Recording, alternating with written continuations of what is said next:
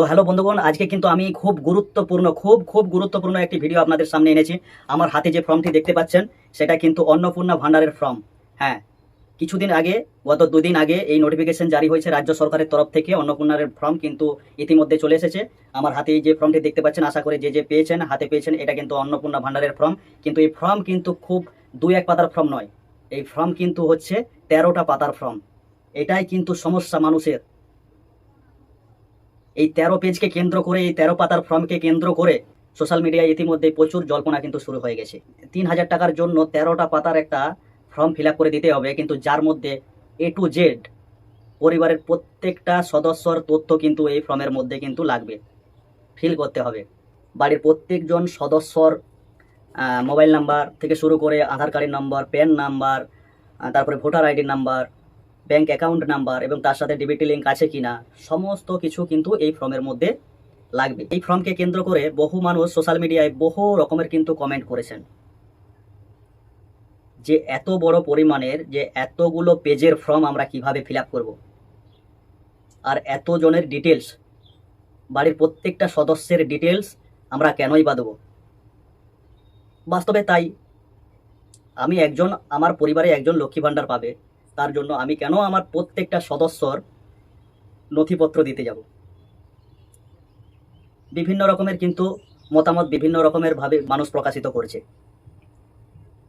তো টোটাল বিস্তারিত আজকে আলোচনা করব এই একটা ভিডিওর উপর। তো ভিডিওটি প্রথম থেকে শেষ পর্যন্ত দেখুন যে এই ফর্মকে কেন্দ্র করে, এই 13 পাতার ফর্মকে কেন্দ্র করে মানুষ কি বলছে। তার সাথে সাথে শুধু মানুষ কি বলছে সেটা নয়, তার সাথে বিএলওরা কি বলছে, সাধারণ মানুষ কি বলছে, এই সমস্ত কিছু কিন্তু আজকের এই ভিডিওর মাধ্যমে তুলে ধরবো। তার সাথে এই 13টা পেজের ফর্ম কিভাবে ফিল আপ করতে হবে সেটাও এই ভিডিওর মাধ্যমে কিন্তু দেখাবো আমি। তো ভিডিওটি প্রথম থেকে শেষ পর্যন্ত দেখুন। আমার চ্যানেলে যদি কেউ নতুন হয়ে থাকে অবশ্যই চ্যানেলটি সাবস্ক্রাইব করবেন এবং ভিডিওটি ভালো লাগলে একটা লাইক করবেন। তো চলো বেশি দেরি না করে শুরু করা যাক যে সোশ্যাল মিডিয়ায় কেন আজ এত জল্পনা এই অন্নপূর্ণা ভান্ডারের ফর্মকে নিয়ে। অবশ্যই জল্পনা শুরু হওয়ারই কারণ এটা, কারণ অন্নপূর্ণা ভান্ডারের ফর্ম যে সেটা কোনো নর্মাল ফর্ম নয়।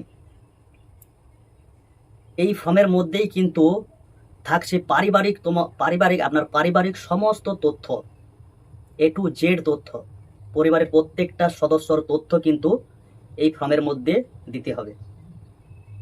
তো একটা একটা পয়েন্ট করে ভাগ করে দিব আমি ভিডিওর মাধ্যমে যে মানুষ কি বলতে চাইছে, আদেও তারা লক্ষ্মী ভাণ্ডারের 3000 টাকা পেতে কতটা খুশি এবং তারা কতটা আতঙ্কে আছে।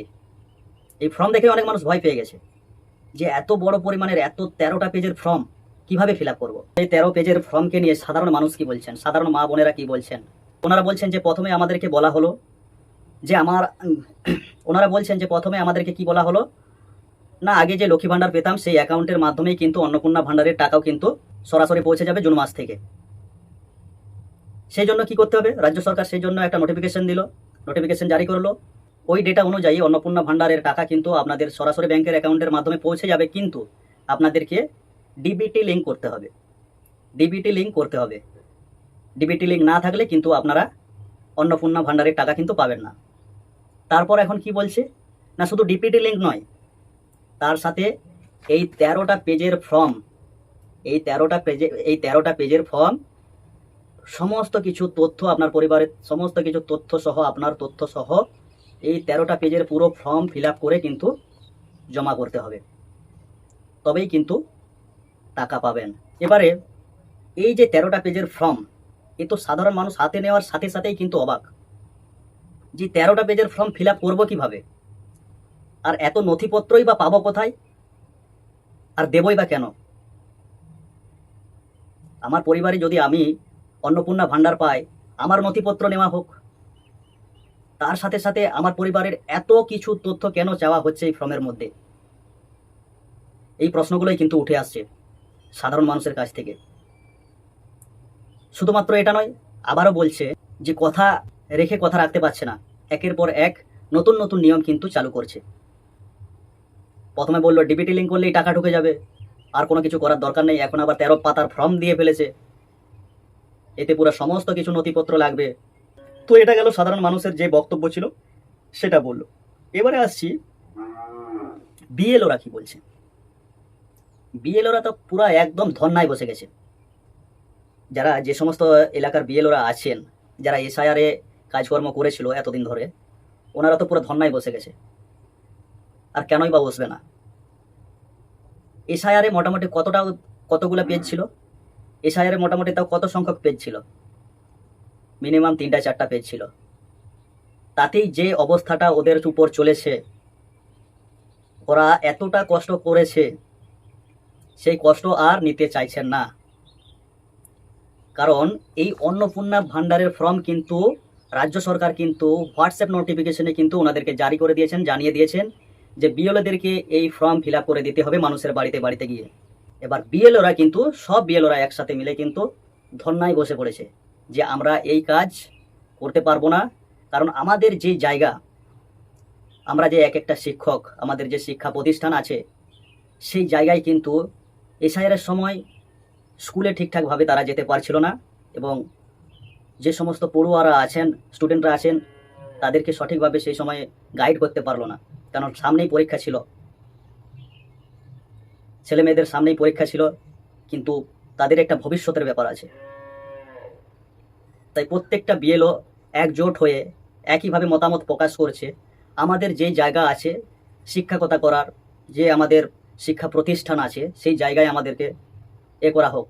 আমাদের শিক্ষকতায় আমাদের পরিচয়, অনেক এলাকার মানুষ আমাদেরকে শিক্ষক হিসাবে জানেন, কিন্তু এসআইআরের পর থেকে ওই শিক্ষককেই অনেক গালিগালাজ কিন্তু খেতে হয়েছে, অনেক সম্মানহানি হয়েছে ওনাদের।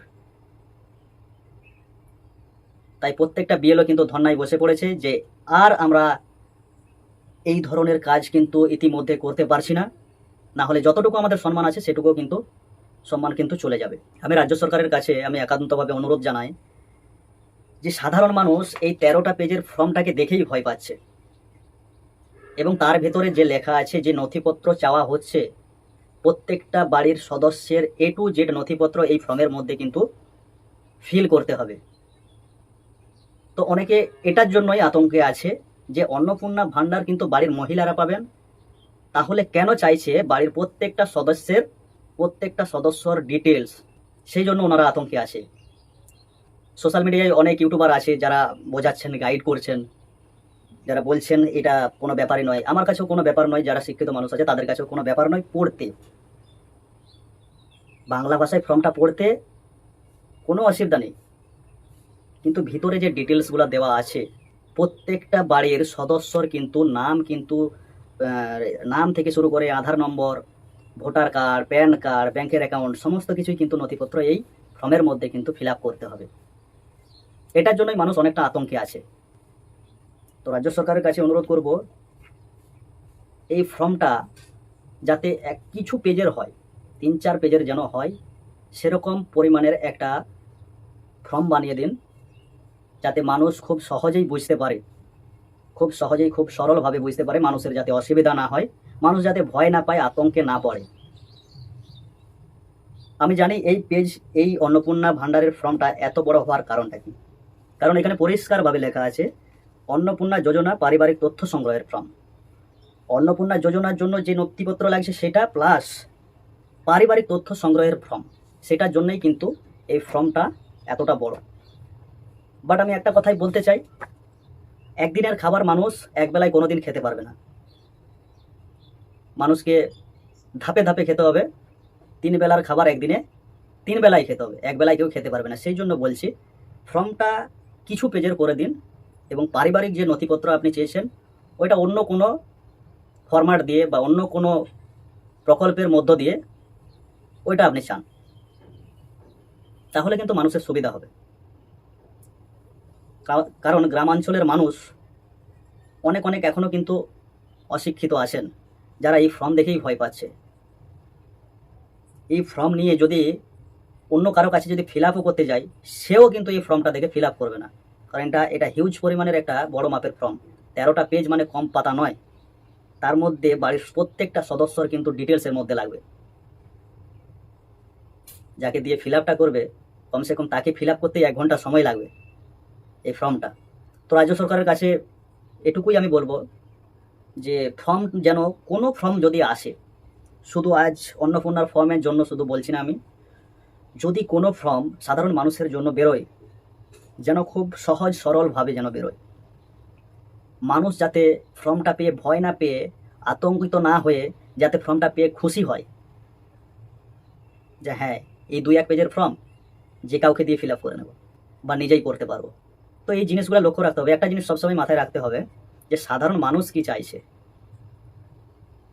কারণ বর্তমান সমাজে মানুষই সব, মানুষ চাইলে সব কিছু করতে পারে। আজ মানুষ পরিবর্তন চেয়েছে বলে আপনারা এসেছেন, আজ বিজেপি সরকার পশ্চিমবাংলায় ক্ষমতা এসেছে মানুষ চেয়েছে বলে। তাই এটুকুই আমি রাজ্য সরকারের কাছে অনুরোধ করব, একটা ফর্মে এতগুলো করার কোনো মানে হয় না।